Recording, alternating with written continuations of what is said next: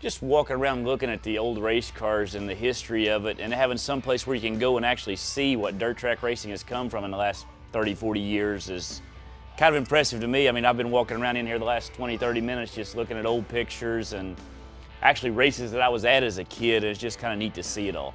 I guess at the end of your, toward your later part of your career, that's the ultimate goal. As a racer, it's that World 100, that Lucas Oil Championship, that Dirt Track World Championship that's the main goal as you're racing.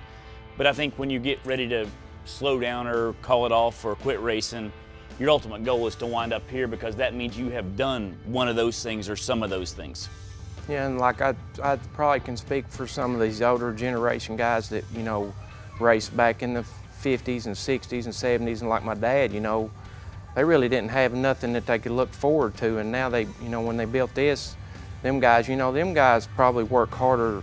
We work hard, but them guys probably worked harder than we did, because, they'd have to go to a junkyard and build a race car, and, and them guys put in, most of them guys had a 8 or 10 hour regular job, and then they'd come home and work on the race cars and race on the weekend. I mean, these guys is what give us the opportunity to do what we're doing today. I couldn't have said it better than what Steve said about the starting of my career, me being young and whatnot. Right now, I want to win the World 100 and the Lucas Championship or the Dirt Track World Championship out here. But as I, go up in my career, I hope I'll definitely start thinking about being in the Hall of Fame. And as I'm on my, the decline or at the very end of my career, then you definitely start thinking about something like this, so people can remember you, and all your hard-earned time and whatnot is definitely going to be here for people to see. Like there's Jeff Purvis's car right there, so that just reminds you how good that guy was. If his car was not here, he wouldn't. That just shows how good of a guy he was behind the seat.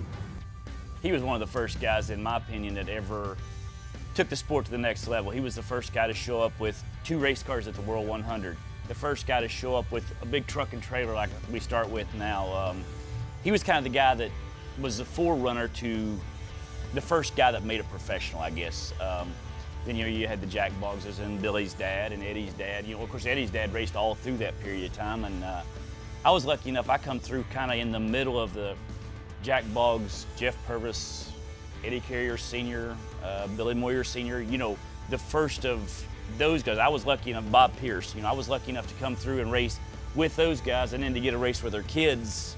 I guess I'm at the stage that they were when I started now, and it's kind of neat to stand and, I've watched Eddie when he started with modifieds. We're kind of from the same area, and it was kind of neat. Yeah, and this is like I watched Steve start when he started racing. And Eddie was a kid running around the pit area at that time. I'm getting to race against him and compete with him door to door, and it's just, for me, it brings back memories from, being in an old pickup truck, going down the road and traveling 3 or 4 hours just to go race. And yeah, I know where my dad's getting inducted this year.